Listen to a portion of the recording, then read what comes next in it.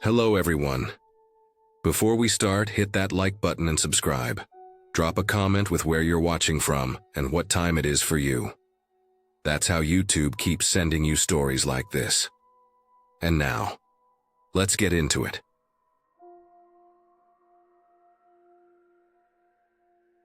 I was a junior in high school when our drama club loaded onto a charter bus before dawn and started the long drive north to Oregon for the Shakespeare Festival. The sky was still dark when we left, and most of us slept with our foreheads against the windows while farmland slid past in gray layers. By mid-morning, the bus smelled like fast food wrappers and cheap perfume, and the excitement had worn down into quiet boredom. We pulled off the highway at a place that barely registered as a town. One main road, a gas pump out front, and an old hunting lodge-style restaurant with a low roof and log siding darkened by decades of weather. The building looked older than the road. A wooden sign leaned toward the shoulder, its paint cracked and peeling. Inside, the air was dim and cool, with dust hanging in it like it had settled there permanently. The walls were crowded with things meant to feel rustic. A full buck was mounted above the far wall, glass eyes dull under yellow light. Framed photos of men holding rifles and fish lined the rest of the space. The floor creaked under every step. At the bar, a single man sat hunched over a mug, wearing a stained hunting cap that looked as old as the place itself. No one else moved. I headed straight for the bathroom. It was tucked down a short hallway, past a coat rack heavy with jackets that smelled like smoke and damp wool. I reached the door, pushed it open, and felt my body tense so fast it hurt. The bathroom was small and narrow. A toilet sat against the wall, stained from years of hard water. To the left was a bathtub with clawed feet, the kind meant to feel antique. Inside that tub, laid out carefully, was a full-size mannequin. It was dressed like a person going to church. A pale blue dress, buttoned to the collar. White stockings pulled up smooth against plastic legs. Brown shoes tied neatly. A blonde wig framed a face molded into a neutral expression. The eyes were open and fixed straight ahead, not angled toward the door, but close enough that it felt personal. The mannequin lay flat on its back, hands folded over its stomach like it had been placed there with intention. I stood frozen, heart beating too hard for such a quiet room. My first thought was that I had walked into the wrong place, but there was no mistaking it. The toilet was real. The sink was real. The mannequin was not an accident. Someone had carried it in and arranged it next to where people had to stand. I used the bathroom as fast as my body allowed, never turning my head. The sense of being watched did not come from imagination. It came from knowing something shaped like a person was there, when it did not belong. I washed my hands with cold water that ran unevenly from the tap and left without looking again. Back in the dining area, the light felt brighter. The bus felt safer. Everyone rotated through the bathrooms, laughing and complaining about the smell. No one mentioned anything strange. I assumed it was just me reacting badly to a stupid decoration meant to scare tourists. When we got back on the bus and pulled onto the road, I settled into my seat and tried to let it go. Then the girl next to me leaned closer. Her face looked pale and serious in a way that did not fit the moment. She asked whether I had looked under the mannequin's wig. I had not. I said no without thinking. I asked what was under it. She turned away and refused to answer, staring straight ahead until the bus merged back into traffic. The rest of the trip passed in a blur of rehearsals and performances. I enjoyed the festival. I forgot about the diner during the day, but at night the image crept back. The shape in the tub, the careful clothing, the way it had been positioned so close to the toilet. The question about the wig stayed with me longer than it should have. It did not feel like a joke. It felt like a warning. Years later, long after graduation, I found myself thinking about it again while driving through rural Oregon on my own. I passed dozens of places like that restaurant. Lodges, diners, bars clinging to the side of the road, built to serve hunters and truckers, and anyone passing through. The memory pushed me to look for answers I had never asked for. I searched local archives online, narrowing it down by route and distance. It took hours of digging through scanned newspapers and forgotten message boards. Eventually, I found a short article, buried deep in a county paper from years before our trip. It described a roadside restaurant that had been fined and temporarily closed after a health inspection. The article mentioned complaints from customers about inappropriate displays in the restroom. It did not describe them in detail. It did mention that the owner had been cited before for keeping taxidermy materials in food prep areas. That led me further. I found an old forum post from a hunting enthusiast who talked about a lodge where the owner displayed mannequins to show how wigs and hats fit over different head shapes.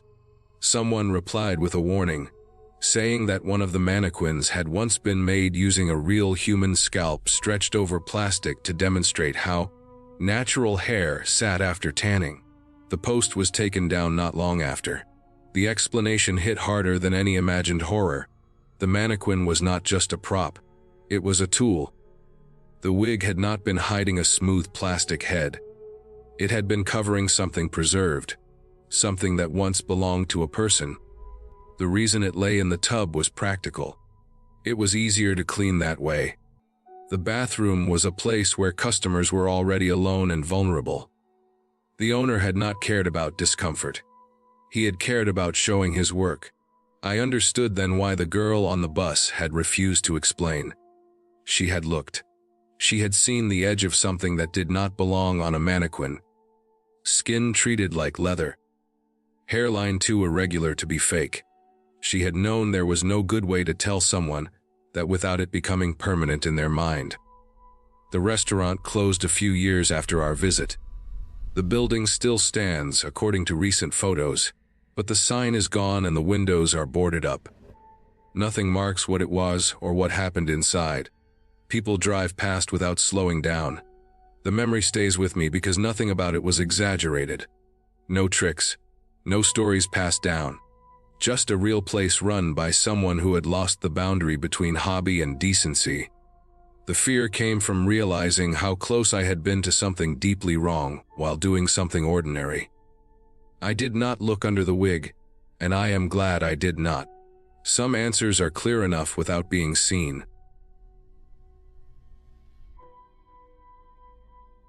We had a few days off in the middle of the Opera Festival in Utah, an odd pocket of free time surrounded by rehearsals, performances, and the rigid schedule that had shaped our days. We decided to drive north into Idaho without any real plan. We just wanted to move, to see country neither of us had reason to visit otherwise.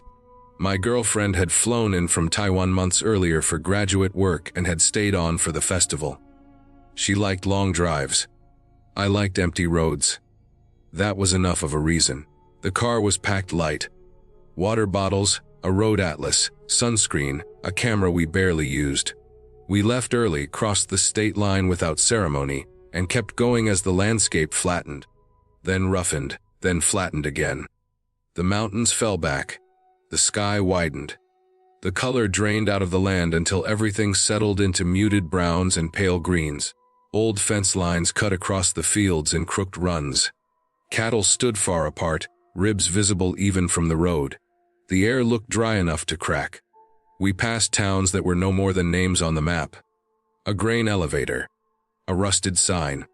A post office with boarded windows.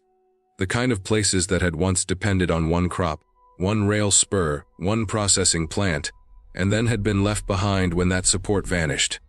There was no drama to it. Just long decline, weathered into the buildings. We talked about nothing important. Music, mostly.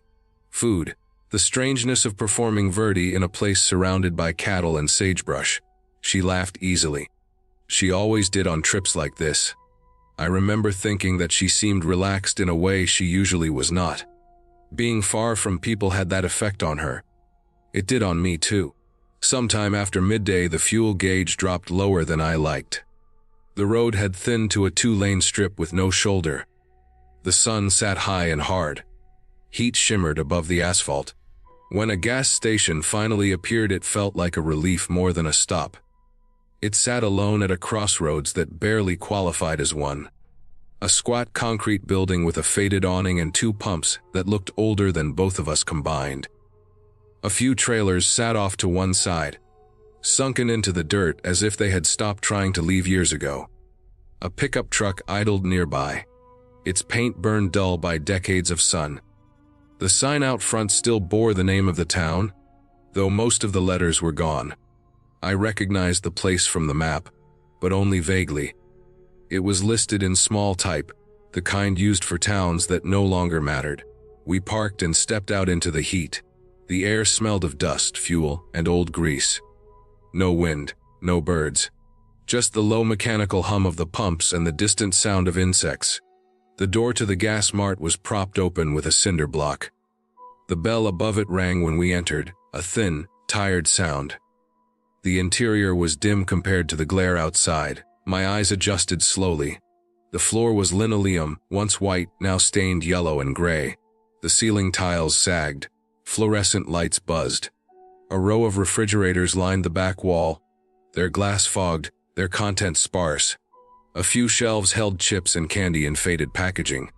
The smell inside was old coffee and disinfectant, layered over something stale. Near the front of the store, just inside the windows, sat two men at a small table. The kind meant for eating, not lingering. Metal legs. Plastic tops scarred with cuts and burns. The chairs were mismatched cafeteria seats with chipped paint. The men looked like they had been sitting there a long time. Both wore coveralls, faded to the same color as the dust outside. Both wore trucker caps stained dark at the band. Their boots were thick with dried mud. Their hands rested on the table near paper cups. They were facing the door. When we stepped inside, they were already looking at us. The moment stretched longer than it should have. There was no nod, no glance away, no shift of posture. Just steady attention.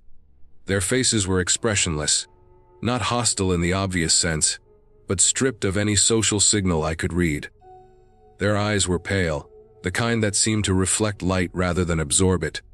We paused. It felt natural to do so. In places like this, you acknowledge people. You show that you see them. I smiled. I lifted my hand slightly and said hello. My girlfriend did the same. A smaller smile, polite, careful. Nothing happened. They did not respond. They did not look away. One of them lifted his cup and drank, his eyes never leaving us. The other leaned back slightly, as if settling in. The silence pressed in. The hum of the refrigerators felt suddenly loud. I became aware of the bell above the door still swinging gently, clicking with each small movement. I told myself not to read into it. Not everyone felt like talking. Not everyone cared about strangers. But the way they looked at us felt deliberate. Me, then her, then back to me, then her again. Measuring. Cataloging. She shifted closer to me. I could feel it without looking. Her posture changed, shoulders tightening. She leaned in and said she was going to use the restroom. Her voice was low, controlled. I watched her walk toward the back of the store, past the refrigerators, past a narrow aisle that led to a door marked with a peeling sign.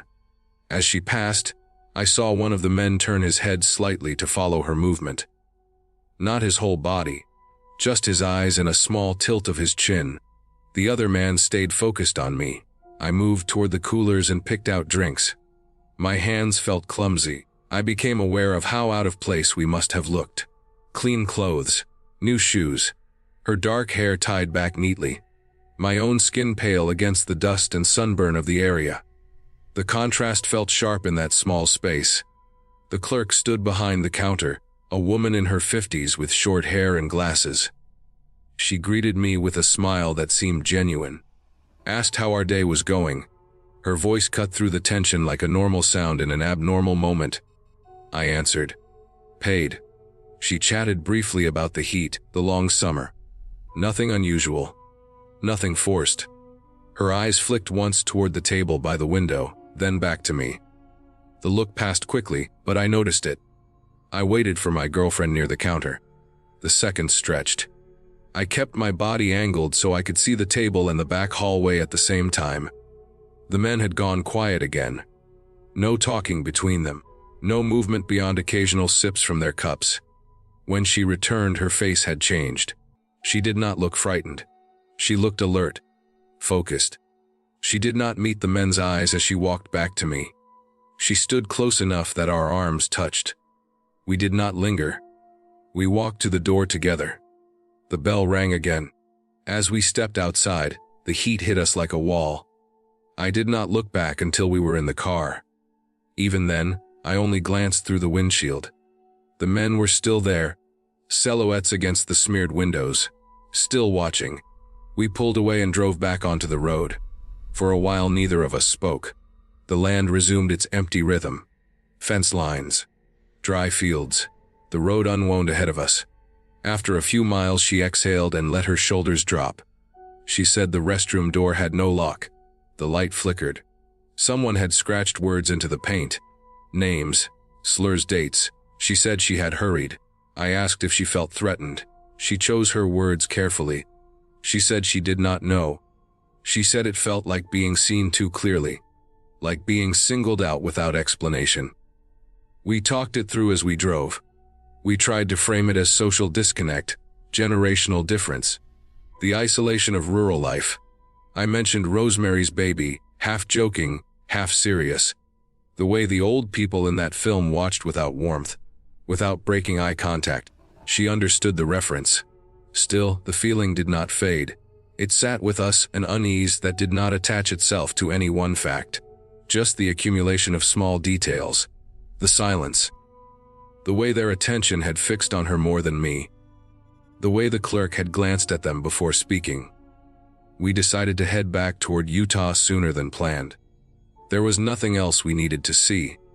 The openness that had felt freeing earlier now felt exposed.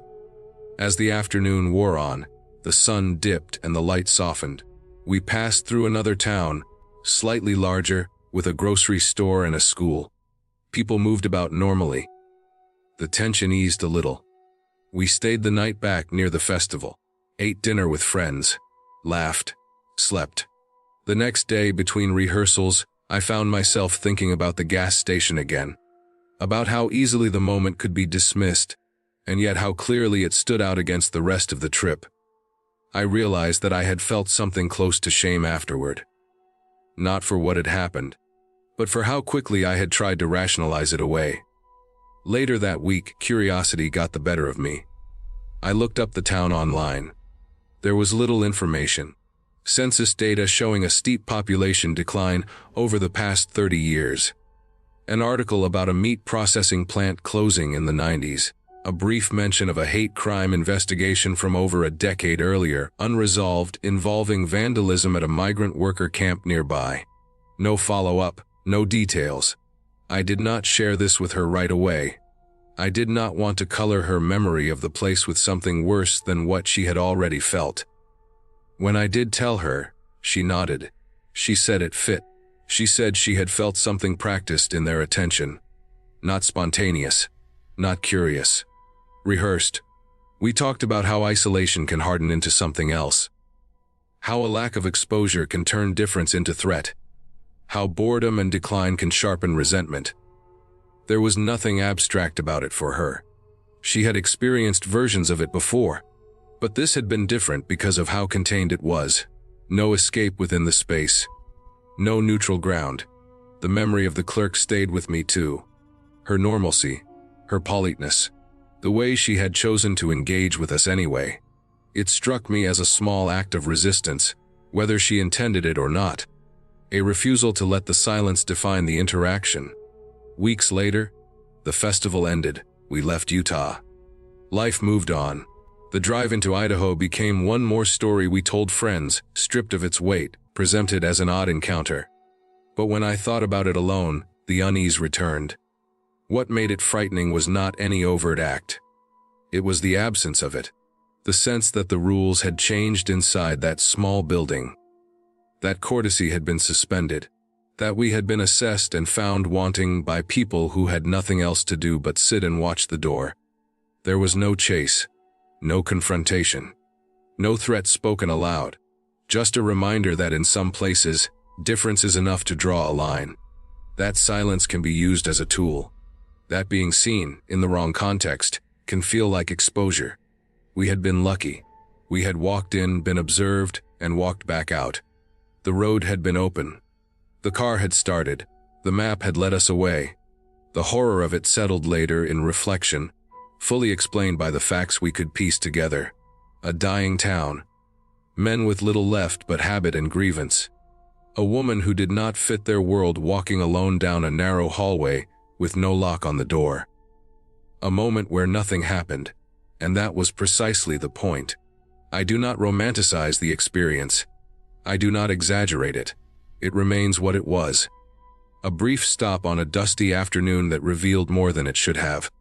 A place where the past lingered, unchallenged in the eyes of those who remained. When I think back on that drive, on the wide sky and empty roads, I understand now that isolation cuts both ways. It can offer freedom. It can also preserve old fears intact, waiting quietly behind smeared glass, facing the door.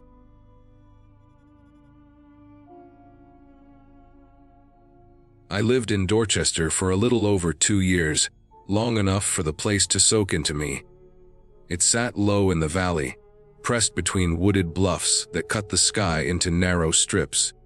You could stand in the middle of the road and hear the wind roll down the hills before it reached you. The sign at the edge of town said population 52. That number never felt real. It did not count the farm families spread across the ridges and gravel roads. It did not count the men who came in after dark, headlights swinging through corn dust, engines ticking as they cooled. Every night the village filled up the same way water collects in a ditch. There were only 2 places people went: the bar and the restaurant. They sat across from each other like they were paired on purpose, each feeding the other. The restaurant closed early. The bar stayed open until it felt like stopping. That was the rhythm of the place. I was young when I arrived, still thin from growth spurts, still restless. I expected to be alone. Instead, I found 2 other kids my age within weeks. That luck shaped everything. We learned the village by foot, by shortcut, by dark. We knew which yards had loose boards, which dogs slept through anything, which doors stayed unlocked by habit. There was not much to do if you did not drink. We found our own entertainment. We would circle the bar at night, cutting through back alleys and gravel lots, watching who came and went. The building smelled like old beer even from outside. The air carried it. The parking lot was uneven, patched with loose stone and oil stains that never faded. People stumbled there before they ever reached the door. We treated it like a stage. The danger was part of the pull. There were no police nearby. The closest patrol took too long to arrive to matter. Everyone knew that. Drunk men settled their own arguments. Sometimes they used fists.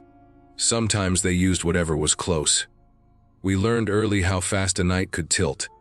We learned which faces to avoid, which trucks meant trouble, which voices carried a sharp edge even when slurred. We also learned that boredom made people reckless. That included us. Inside the bar bathroom there was a handwritten sign taped above a small trash bin. Used condoms 10 cents. It was written in marker that had bled into the paper. No explanation. No context. The bin sat there like it had always been part of the room. The sign told you everything you needed to know about the place and nothing at all. I thought about it every time I washed my hands. I never saw anyone use the bin. I never asked. The thought of it stayed with me longer than it should have. We practiced skateboarding out front because there was flat concrete and a bit of light spilling from the windows. The sound of wheels echoed between the buildings. Drunk people would come out and watch us like we were a show. At first they just stared. Then they asked to try. Watching someone with no balance step onto a board was funny until it was not. People fell hard. They hit hips and elbows and heads. Blood showed up quick against pale skin. We stopped letting anyone try. That decision angered some of them. Drunk pride does not like refusal. We learned to roll away fast. Most nights passed without incident. Those were the nights that trained us to relax. That was the mistake. The serious trouble never announced itself. It slid in quiet, wearing the same boots, using the same door. One night late in the fall, after the air had turned sharp but before snow, the bar stayed louder than usual. More trucks than normal lined the road. Their headlights cut through the dark when new arrivals came in, then shut off, leaving the valley black again. We were behind the restaurant, moving between shadows. The smell of fryer grease hung in the cold air. I noticed a man leaning against the side of the bar, alone, breathing heavy. He had been there a while. His truck door was open, interior light glowing. That detail stuck with me. It felt wrong. When he noticed us, his posture changed. He pushed off the wall too hard and stumbled. He started moving toward us. We ran. That was instinct. We cut through a yard and hopped a fence we had jumped 100 times. The sound behind us followed longer than it should have. Heavy steps. A crash as someone went down and got back up. We split without planning. I took the path that dropped toward the creek. The ground there sloped fast. Leaves hid the rocks. I slipped and slid, catching myself on brush that tore my hands. I reached the tree line and stopped breathing hard, listening. The valley swallowed sound. That silence was worse than noise. I waited longer than felt safe, then moved again slower. I looped wide, keeping distance from the road. When I came back into town, the bar lights were off. The parking lot was empty. The truck was gone. The next morning there were marks in the dirt behind the restaurant, where someone had fallen. A broken bottle lay in the weeds. No one talked about it. No one ever did. That was Dorchester. Things happened and settled without words. The absence of conversation felt heavy. It taught me that danger did not need witnesses. As winter closed in, the nights grew longer. Snow packed the sound out of the air. The bar glowed warm against the dark. We still went out, though less often. The fun had thinned. I felt older without understanding why. I watched people more closely. I noticed how many carried old injuries, how many moved like their bodies had learned to expect impact. The end came quietly. One night a fight spilled out of the bar. It moved fast, too fast to track details. I saw one man go down and not get up right away. Another stood over him breathing hard. Others watched. No one stepped in. I felt something turn inside me. Not fear exactly, recognition. This was how it worked here. This was how it would keep working. I moved away the next spring. Dorchester stayed behind in the valley unchanged. When I visit now, the sign still says the same number. The bar still fills at night. The roads still hold old tire marks. I understand now what the place taught me. It showed me how thin the line was between boredom and violence. It showed me how easy it was for quiet to hide harm. That lesson never left. We were deep into a cross-country drive that had already blurred together into a single long stretch of heat, asphalt, and rest stops that smelled the same, no matter what state we were in. The car was packed tight. My parents were in front, my brothers and I squeezed in the back with a cooler between our legs and bags pressed against our knees. The air conditioner struggled. The sun was high and harsh. Everything outside the windows looked faded, like it had been left out too long. We pulled off the highway because my dad wanted real food, not another fast food place with plastic seats and a drive-through line. The sign for the barbecue place stood near a narrow 2-lane road. The letters were old and uneven. The paint had peeled so much that some of the words were guesses. The building was low and wide, with a metal roof and a gravel lot full of pickup trucks. A faded flag hung near the door, stiff in the heat. The moment we stepped out of the car, I felt exposed. There was no breeze. The air smelled like smoke and grease and dust. I could hear insects buzzing somewhere in the weeds. No other cars pulled in or out while we crossed the lot. The windows of the restaurant were dark. I remember thinking it felt like walking into a place that had already decided something about us. Inside, the temperature dropped but the air was thick. The smell of smoked meat was heavy and sweet, layered with old wood and cleaning chemicals. The dining room was not large. A few long tables sat in the center. Booths lined the walls. Every seat was filled. Plates were on tables. Hands were mid-motion. Chewing stopped. All of them looked at us at once. I had never experienced that kind of attention before.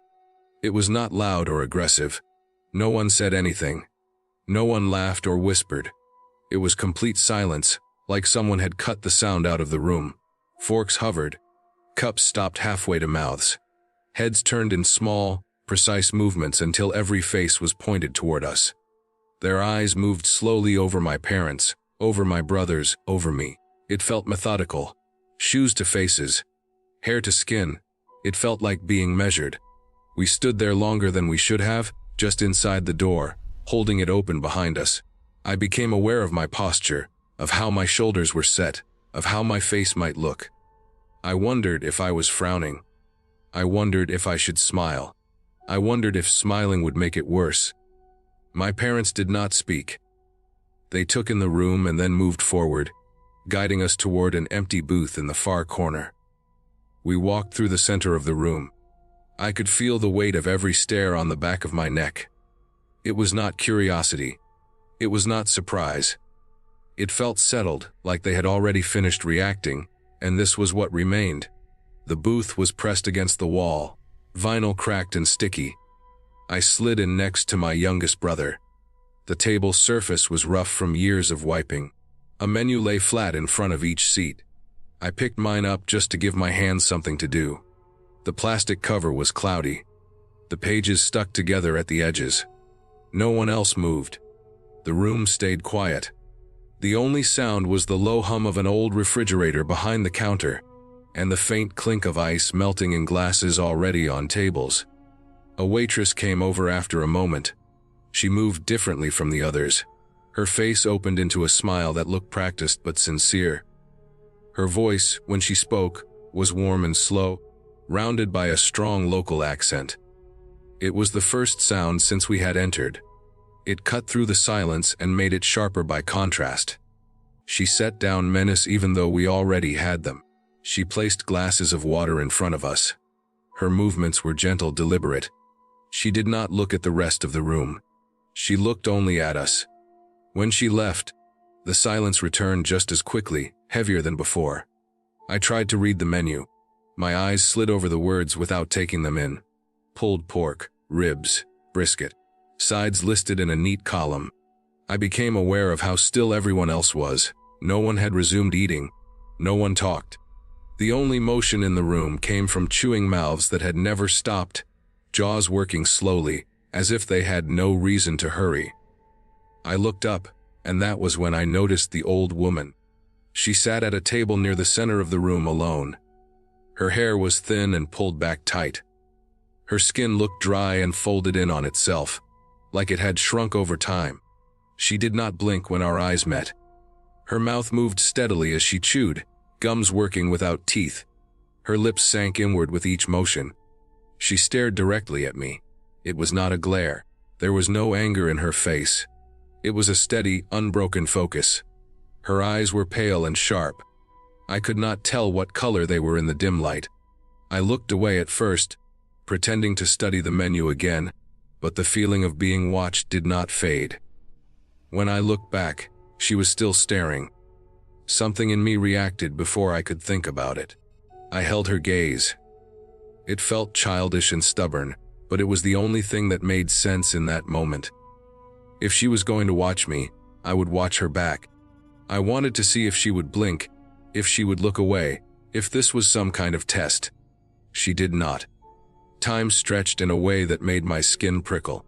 I became aware of my breathing, of the rise and fall of my chest. I tried to keep my face neutral. My eyes burned, but I refused to look away. Around us, the room remained frozen. No chairs scraped. No doors opened. The waitress did not return yet. I do not know how long it lasted. It could not have been as long as it felt. At some point, I realized how strange it was to be locked in a silent staring match with a stranger in a room full of people who were all pretending nothing was happening. The thought broke the spell. I looked down. When I looked up again later, the woman was still chewing, still staring, but the intensity had dulled slightly, as if she had already taken what she wanted from the moment. The food arrived without ceremony. Plates were set down. The smell was strong enough to cut through my tension. Smoke, salt, fat. I felt hungry despite myself. My parents began to eat. My brothers followed. I did the same. We ate quickly, not rushed in a frantic way, but with focus. No one lingered over bites. No one leaned back or relaxed. The food tasted good. That made it worse. It confused things. It was easier to be angry at bad food than at a place that served something so carefully prepared. As we ate, I noticed small details.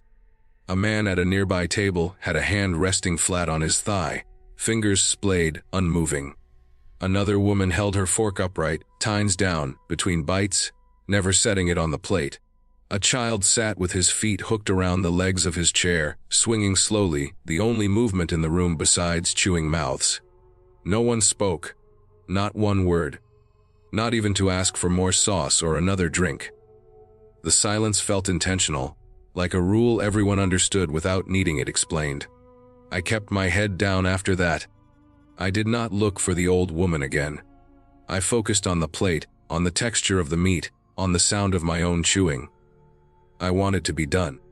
I wanted to leave without making anything worse. When we finished, my dad stood and went to the counter to pay. The sound of his footsteps on the floor seemed too loud. Heads turned again, tracking him as he moved. The waitress met him there. She spoke softly.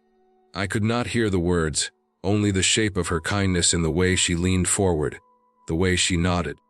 When we stood to leave, chairs finally scraped. Not ours. The sound came from elsewhere in the room, like a signal.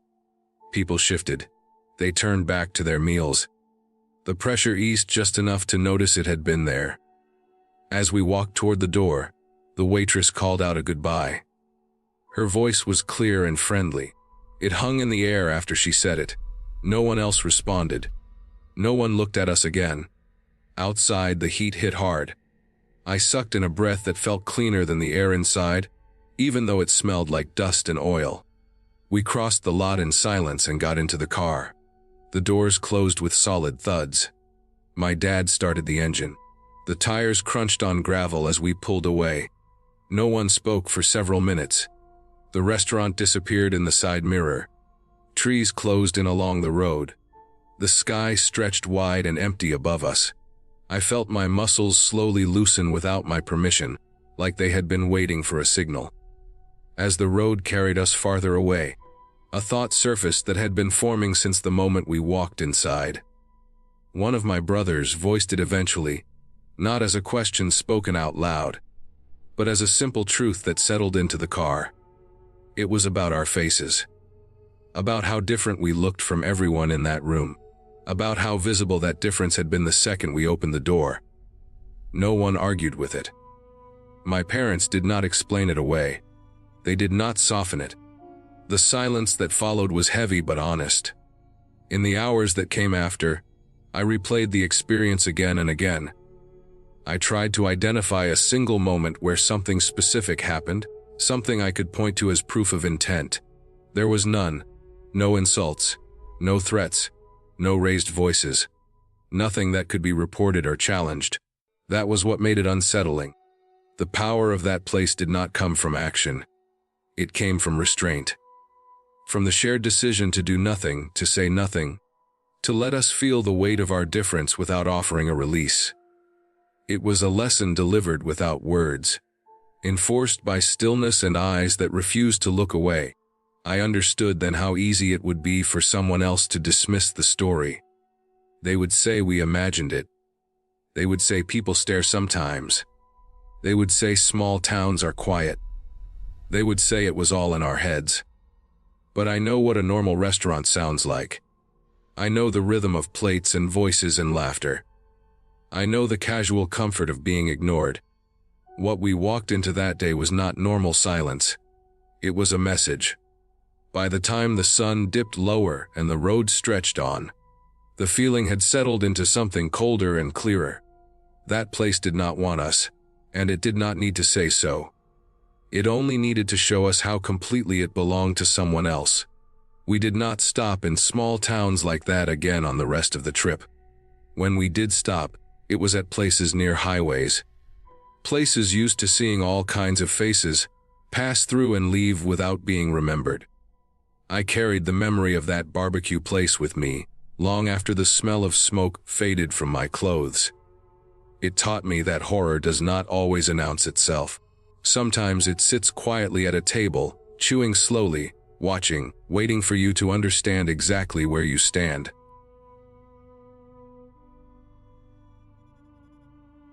I was driving back to Burlington from Montreal, after a weekend that had gone far past what either of us could handle. My friend Matt had a way of turning nights into long blurs that felt funny at the time and heavy afterward. We left just before 5 in the morning, because it felt safer than waiting for daylight.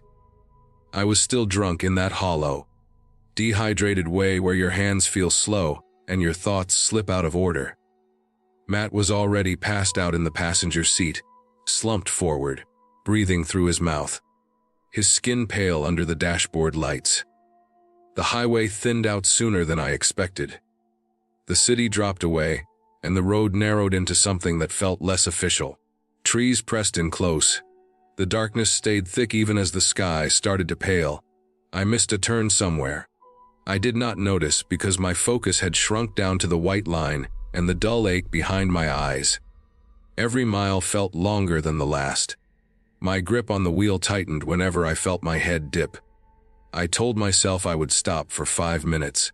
I pulled onto the shoulder of a quiet country road that smelled like damp earth and cut grass. The engine clicked as it cooled.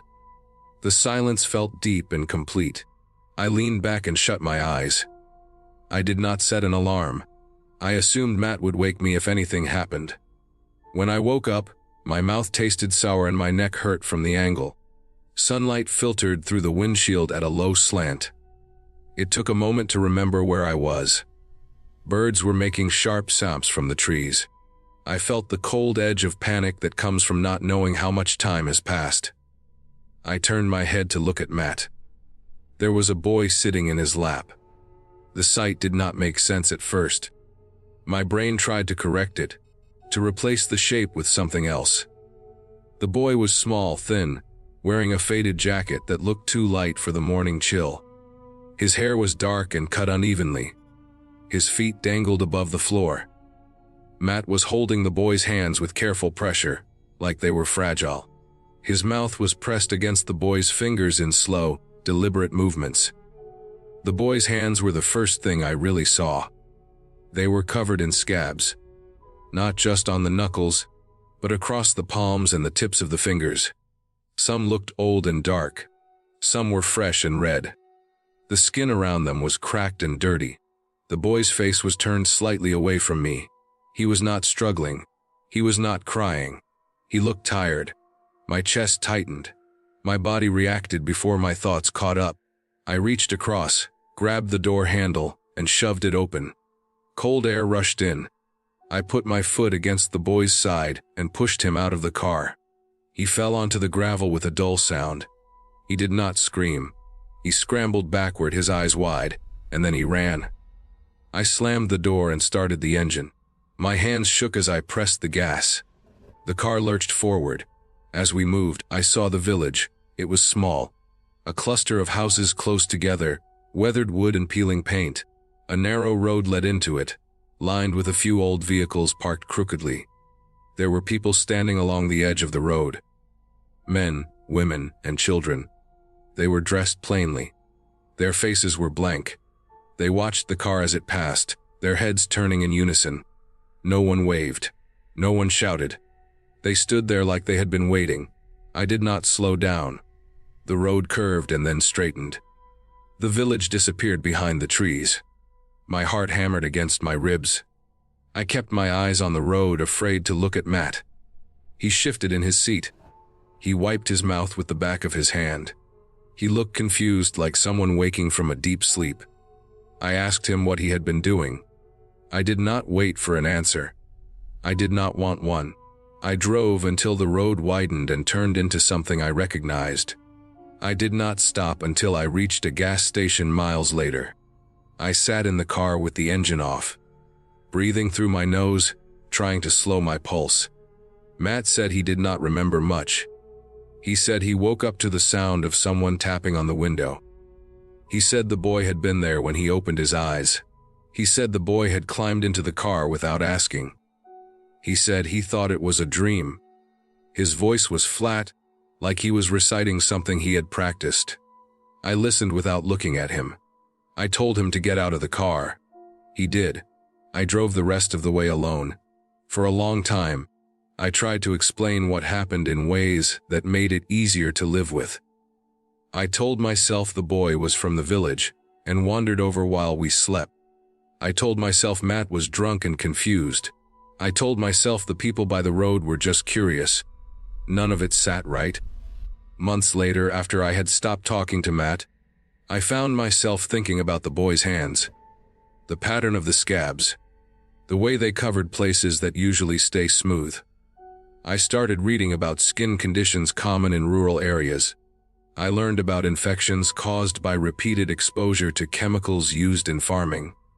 I learned about communities that live near unregulated dumping sites. I learned about children used in labor that damages the skin, brickwork, scrap sorting, handling waste.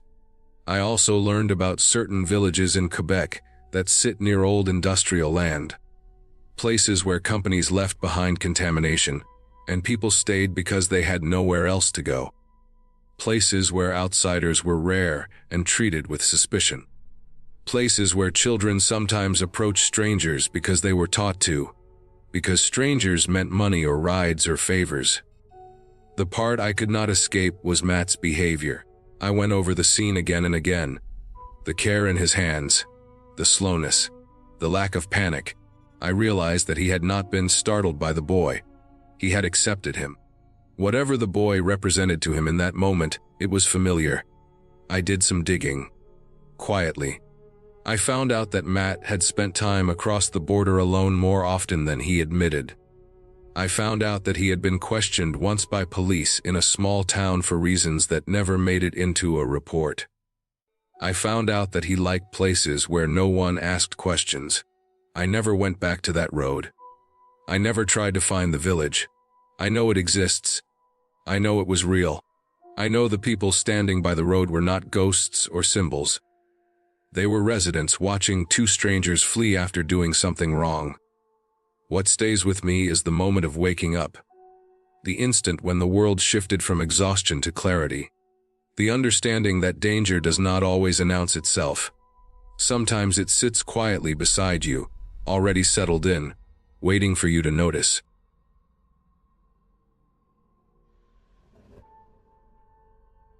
About 8 years ago, a coworker and I were sent to a dealer conference in Tennessee in the middle of August.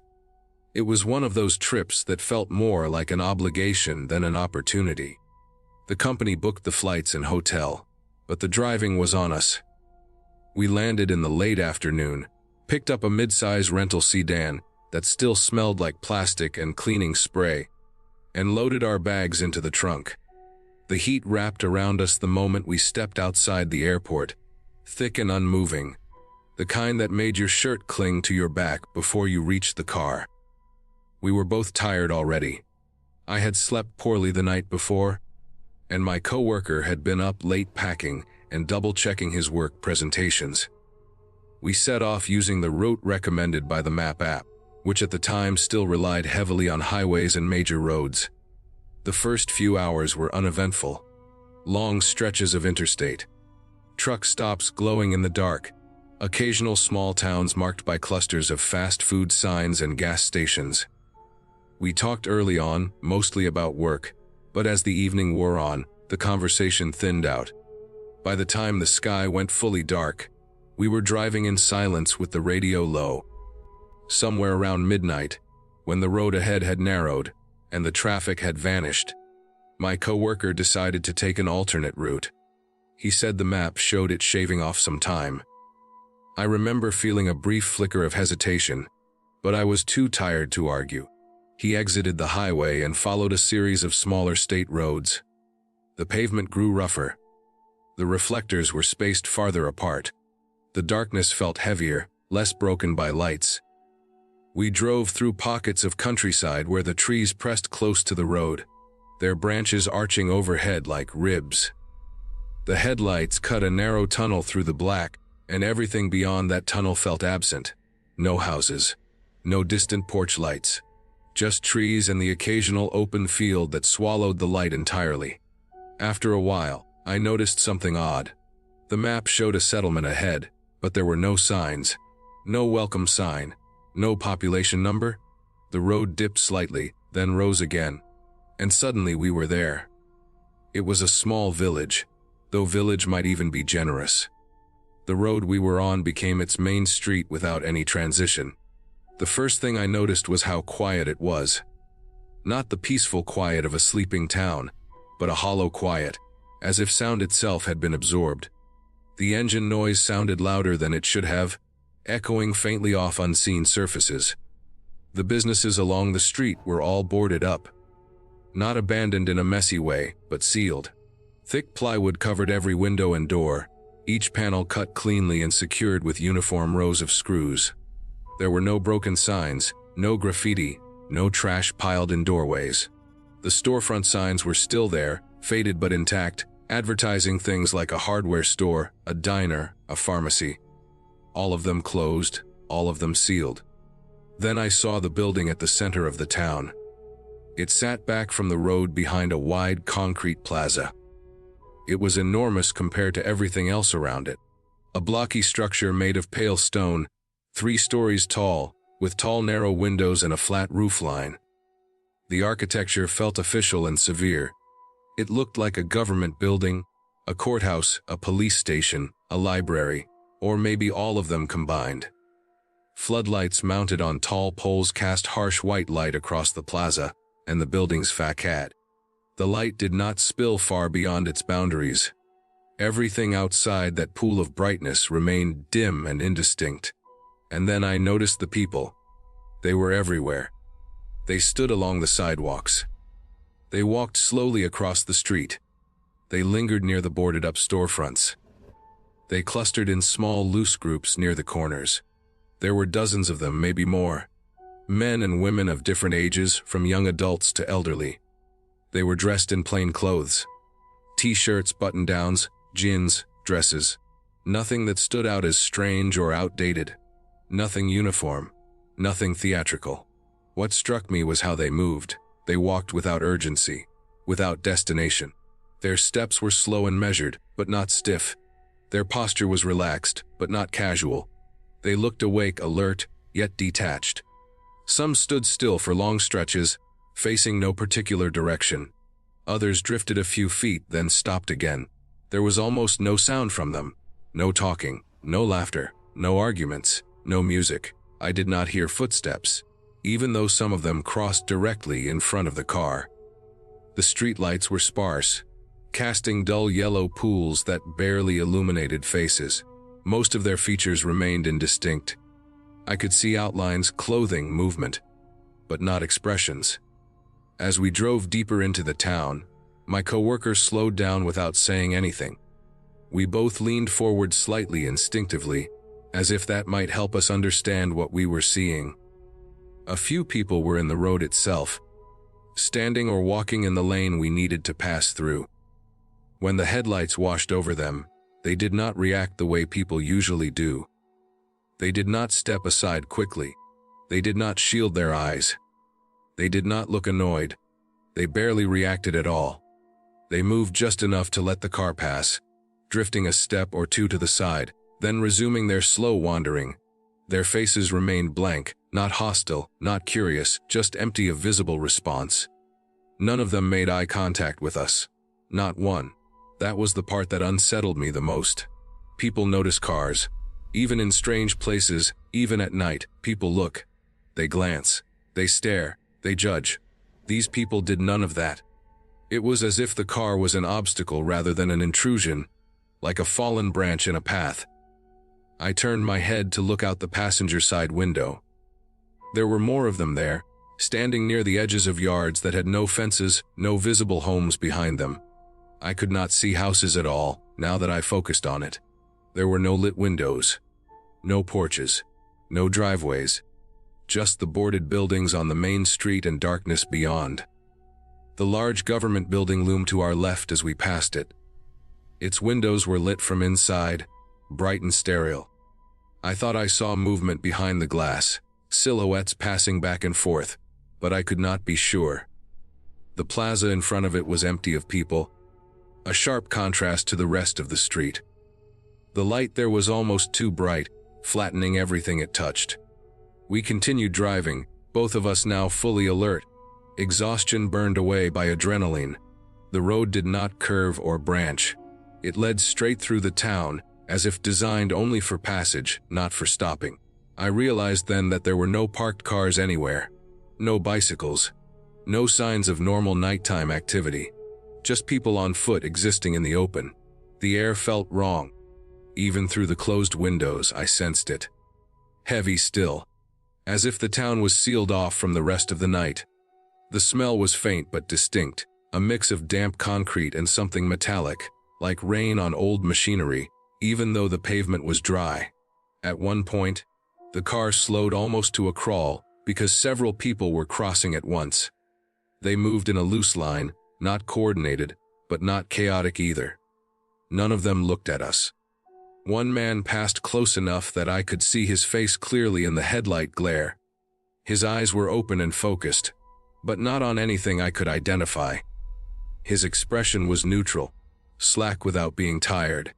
His skin looked pale under the harsh light, but not unhealthy, just drained of warmth. I felt a strong urge to lock the doors, even though I knew they already were. My hands rested on my knees, tense, fingers curled. I did not want to move. I did not want to draw attention, even though it felt like we had none to begin with. We reached the far end of the town faster than I expected. There was no clear boundary, no sign announcing the end. The people simply became fewer, then none at all. The boarded buildings stopped. The road widened slightly. Trees returned to the roadside. The darkness resumed its familiar shape. My coworker accelerated without comment. The engine sound rose, and the town vanished behind us as if it had never existed. For several minutes, neither of us spoke. The only sound was the hum of the tires on asphalt and the faint hiss of the air conditioning. I stared straight ahead, replaying what I had seen, trying to fit it into something that made sense. I failed. Eventually, my coworker muttered something about that being strange. I nodded, though he could not see it clearly. We did not analyze it. We did not joke about it. We did not rationalize it. We just kept driving. The rest of the trip passed without incident. We reached the hotel in the early morning hours, checked in, and collapsed into our separate beds. Sleep came, but it was shallow and restless. I dreamed of streets filled with people who moved without purpose, their faces blurred by light. The conference itself was forgettable. Long days in windowless rooms, polite conversations, branded tote bags. At night, I found myself thinking about that town more than I should have. I mentioned it briefly to another attendee who lived in the region, but he shrugged it off, saying there were lots of dying towns around there. That explanation felt insufficient, but I let it drop. On the drive back, we stayed on the main highways. Months passed, then years. The memory of the town dulled slightly but never faded. It remained sharp in certain details, like the light on the government building, the way people stepped aside without looking, the absence of sound. Every so often, something would trigger it. A boarded storefront, a crowd moving too slowly, a place that felt paused rather than abandoned. About 2 years after the trip, curiosity got the better of me. One evening, I sat down at my computer and tried to find the town. I retraced our road as best I could, using old emails, calendar entries, and map history. I identified the general area where we had deviated from the main highway. I scanned satellite images, street maps, county records. I found nothing that matched. There were small towns, yes, but none with that layout. None with a single oversized civic building and a row of sealed businesses. None without visible houses. None without names. I dug deeper, looking at census data. municipal budgets, infrastructure plans. I found references to consolidated service centers, regional administrative hubs built to serve multiple rural communities, buildings that housed police, courts, libraries, and emergency management under one roof. I also found references to population relocation programs, voluntary buyouts, economic restructuring, places where residents were encouraged to move but did not all leave at once, temporary housing situations, transitional periods where services were centralized before communities were formally dissolved. One document mentioned a pilot program in Tennessee around that time, a rural service consolidation experiment, a village that had been designated as a central administrative point while surrounding areas were phased out. Businesses closed early. Housing was relocated gradually. Residents remained during the transition, receiving services from the central building while awaiting final relocation or reassignment. The document was dry and technical. It did not mention anything about nighttime behavior. It did not describe how people spent their evenings once their homes and jobs were gone. It did not account for the human reality of waiting in a place that no longer functioned as a town, but had not yet ceased to exist. I imagined what it must have been like, living without purpose, without routine, no work to go to, no stores to visit, no social spaces, just time stretching endlessly, and a building that dictated when you could eat, sleep, receive aid, or ask questions. I imagined people stepping outside at night because there was nothing else to do, gathering in the open air because their private spaces had been taken or rendered meaningless. Seen through that lens, the town became less mysterious, but more disturbing. We had not driven through a ghost town. We had driven through a town in limbo, a place where life had been stripped down to its most basic form, waiting to be resolved by forces far removed from the people living there. The reason they did not look at us was not because they were unaware of us. It was because we did not matter.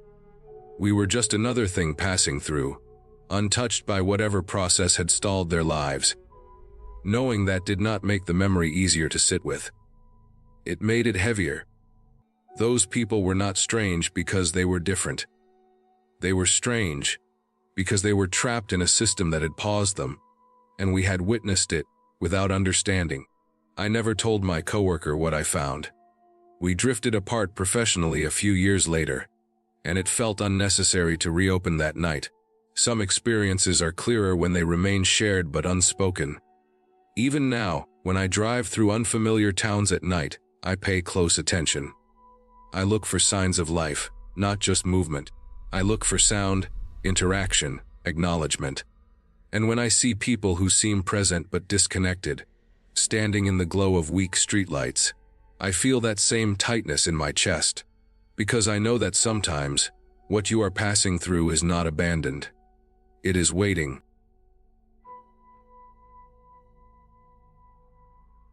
The hike started as one of those days that feels balanced in every way. The air was clear and dry, the light sharp without being harsh. We were walking near Puigcerda, close enough to the border that the landscape felt undecided about which country it belonged to. The mountains sat low and wide, green slopes folding into each other.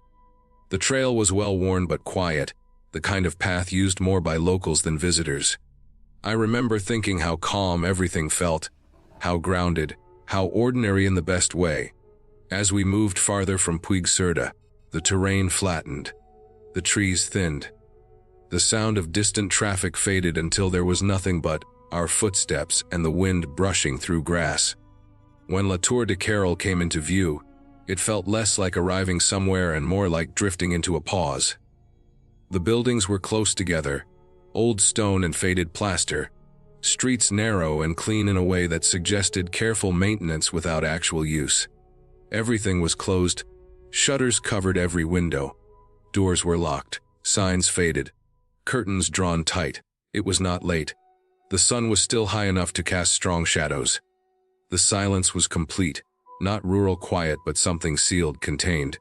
We walked slowly, expecting at any moment to hear movement, to see someone step out of a doorway. Nothing happened. There was one restaurant open. The lights were on. The windows were clear. Inside, every table was occupied. People were eating full meals, leaning over plates, holding glasses. No one was smiling. Every face turned toward us at once as we stepped inside. The shift was immediate, as if we had crossed an invisible line. The noise of cutlery and low conversation did not stop, but it changed. It narrowed. It felt directed. A man came forward, older, solid, dressed like someone who had owned the place for decades. I tried to explain what we wanted using the limited Catalan I knew, shaped badly by Spanish and French. My words felt clumsy and exposed. I made it clear we wanted something small, coffee, something simple. He did not hesitate. He did not look confused. He scanned the room, every occupied table, every plate already served, and then looked back at us. The refusal was calm and final. No apology, no explanation. Just a closed decision. The stares did not soften. No one returned to their food until we turned away. The moment we stepped back onto the street, the restaurant disappeared behind us like it had never been opened to begin with. The silence returned heavier than before. We kept walking. The path out of town was unclear. Streets curved and narrowed. Signs were missing or unreadable. The buildings stayed close, then slowly began to thin. We realized we were no longer certain which direction led back toward Spain. The landscape looked familiar in every direction. Fields, low hills, distant trees. Nothing distinct enough to anchor us. After a long stretch of walking, we came upon what looked like a hotel or spa complex. It was larger than anything else nearby. Wide entrance, glass doors, everything open. The grounds were neat but empty. No cars, no voices, no movement. Inside, the space opened into a vast dining hall. Tables were set in perfect rows. Chairs pushed in. The room smelled faintly of broth and cleaning products.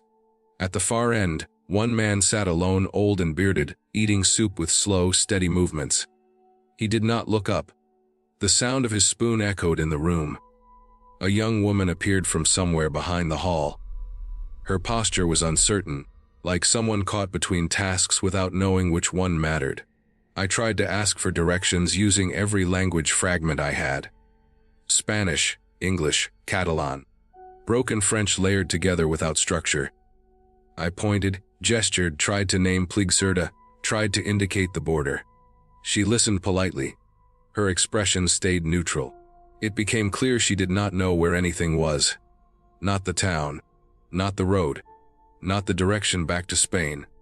The gap between her calm and our growing concern felt wrong. It was not confusion. It was absence. We left. Behind the hotel, the path led into a campsite.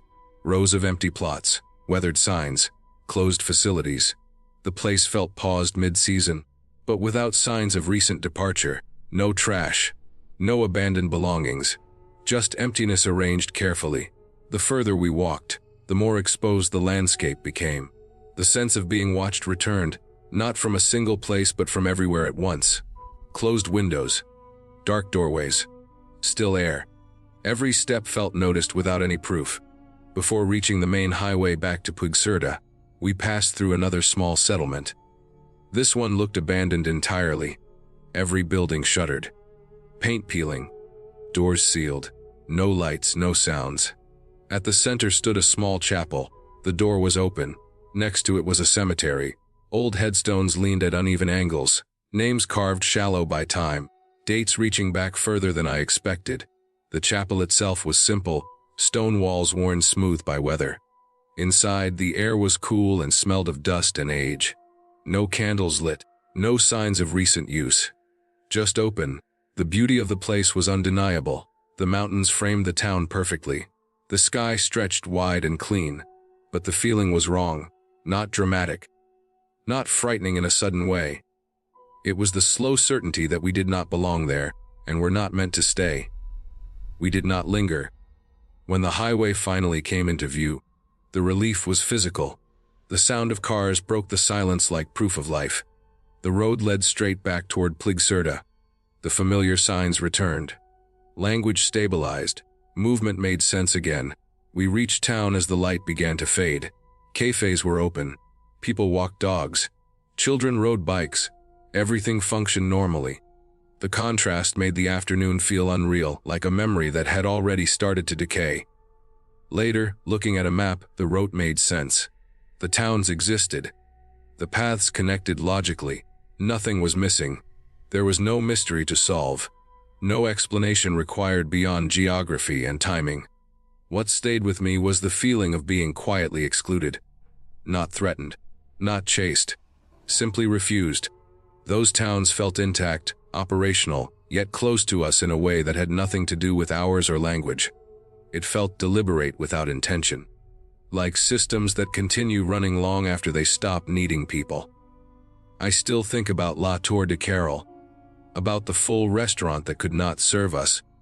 About the woman who could not place the road she lived beside. About the open chapel in a town that did not acknowledge itself. Nothing bad happened. We walked out under our own power. We found our way back. That is what makes it linger. Everything stayed within the rules of reality. Nothing crossed a line. Nothing revealed itself. The place simply watched us pass through and waited for us to leave. My friend and I planned the hike in a careless way. The kind that comes from trusting maps and screens too much.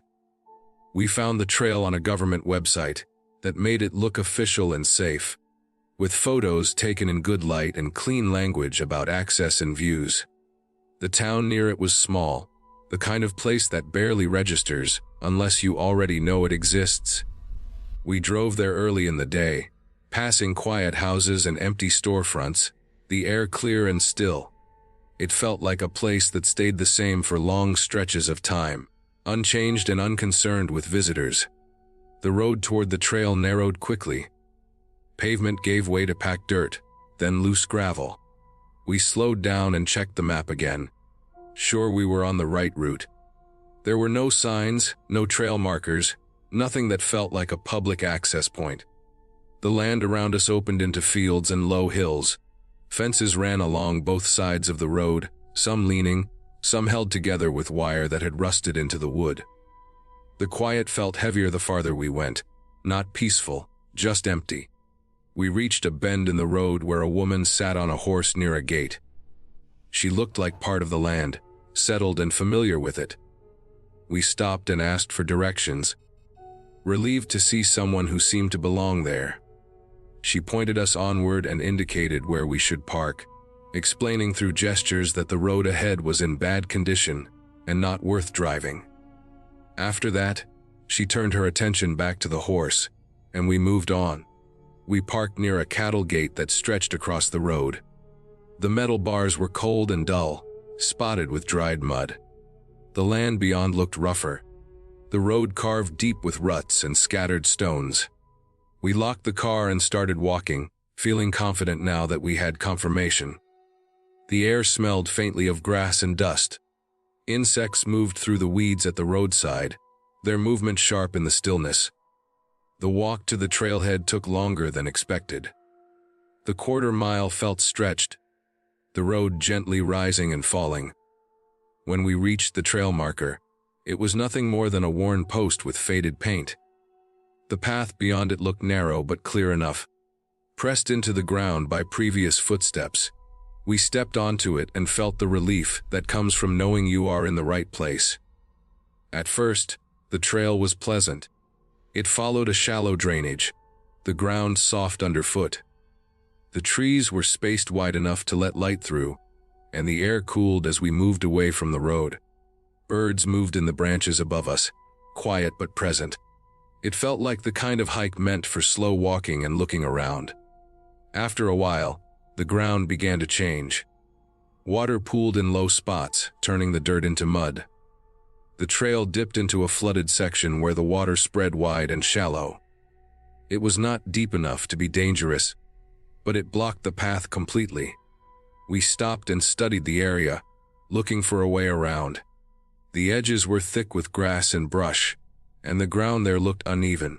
We decided to skirt the water, stepping carefully along the side where the mud seemed firm enough. It took time. Each step had to be tested before committing weight. Shoes sank and pulled free with a wet sound. The smell of stagnant water grew stronger, mixed with rot and old leaves. Insects hovered near the surface, undisturbed by our slow progress. Once past the flooded section, the trail resumed but felt different. It was less defined, the ground marked by faint impressions rather than a clear line. We moved forward anyway, trusting that it would improve. The trees grew closer together, their branches low and tangled. Light filtered through in uneven patches, leaving some areas dim even in the middle of the day. We walked longer than expected without seeing any signs of the trail opening up or reaching a viewpoint. The silence deepened. The bird sounds faded, replaced by the steady noise of our breathing and footsteps. The land felt unused, as if the path existed more on paper than in reality. Eventually, we came upon a fence. It had fallen over in places, the posts snapped or pulled from the ground. Wire lay tangled in the grass, bent and broken. It did not look maintained. There were no signs warning against trespassing, no clear indication that we were crossing into private land. It seemed abandoned, another forgotten thing in a place full of them. We stepped over the fence without much thought. It felt like a continuation of the same landscape, the same trees and ground. Still, something shifted after that. The air felt tighter. The path narrowed even more, barely visible at times. We had to watch our footing constantly, stepping around roots and stones hidden by leaves. The sense of distance grew strange. We felt farther from the road than we should have been. Time stretched in a way that made it hard to judge how long we had been walking. The woods looked similar in every direction, each tree blending into the next. There were no landmarks, nothing to fix our position. Then we saw the shack. It sat in a small clearing, the ground around it worn down to bare earth. The structure was simple and rough, made of weathered wood that had darkened with age. The boards were uneven, some warped and cracked. A small windmill stood nearby, its metal blades rusted and still. The whole scene felt out of place and yet deeply rooted, as if it had been there longer than the trail itself. There were no signs of recent use. No tracks in the dirt, no fresh marks. Still, the place felt watched. The silence around it was complete, heavy in a way that pressed against the ears. The windmill did not move, even though the air stirred the leaves overhead. We stopped at the edge of the clearing. The idea that we might be on someone's property settled in fully then. The lack of signs did not bring comfort. It suggested something else, a place where warnings were unnecessary, because everyone nearby already knew the boundaries. We did not move closer. We stood there and took in every detail. The way the shack leaned slightly, the dark opening where a door should have been, the dry grass flattened around it. The thought of someone stepping out from behind it, unseen until that moment, felt too real. We turned around. The decision was quick and unspoken. We retraced our steps, moving faster now but trying to stay quiet. The woods felt different on the way back. Each sound carried weight. A branch snapping somewhere distant made the muscles tighten. The path seemed harder to follow, as if it had shifted while we were gone. When we reached the fallen fence again, crossing it felt like a small release. We stepped back over, careful not to catch our clothes on the wire. The flooded section of trail came into view, and the smell of stagnant water returned. We did not bother with careful steps this time. We moved through quickly, shoes soaking, mud clinging. The trail marker appeared ahead, a dull shape against the trees. Seeing it brought a sense of grounding that had been missing. We followed the road back to the cattle gate, the open land ahead of us feeling wide and exposed instead of empty. The car came into view, sitting alone where we left it. We did not linger. We unlocked the doors, got inside, and closed them with care. The drive back toward town felt longer than before. The road seemed narrower, the fences closer. The houses appeared slowly. Then the first open store. Then the familiar signs of a place meant for people. We did not talk about the hike right away. The details stayed sharp without needing words. The memory of the shack and windmill remained clear, fixed in place like something that could be returned to but should not be. Later, when I looked up the trail again, the website still showed the same clean description. No mention of fences or private land, no warnings. The trail remained listed as accessible unchanged. The town stayed small and quiet, holding its secrets without effort. The fear did not come from being chased or threatened. It came from realizing how easy it was to step into a space that was not meant for us, guided there by something official and distant. It came from the understanding that some places are left alone for reasons that do not need to be stated, and that crossing into them can feel wrong long before it becomes dangerous. We never went back. The hike ended not with a view or a clear endpoint, but with the knowledge that the land had drawn a line we only noticed once we were already across it. And that leaving when we did was the only reason the story stopped where it did.